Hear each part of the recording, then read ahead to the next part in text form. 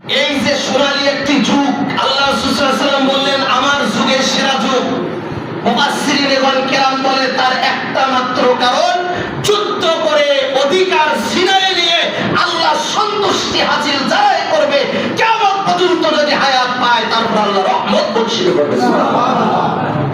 আমার ভাইরা, এগুলো আমাদের মাথায় রাখা দরকার। গোটা পৃথিবীতে যেভাবে ষড়যন্ত্র চলতেছে, শুধু ফিলিস্তিন নির্যাতিত হয়েছে, শুধু ভারতের মানুষ মার খাচ্ছে এটাই নয়, এমন একটি ৫৭,০০০ বর্গ মাইলের মাটি ১০০ পরিমাণ যেন বেদিনদের হাতে না যায়। কথা বলে ঠিক না বেঁচে? ১০০ পরিমাণ মাটি যেন এই বাংলার মাটি থেকে কোনো দাগ লাগাতে না পারে। এজন্য প্রতিটা মানুষের প্রস্তুতির দরকার।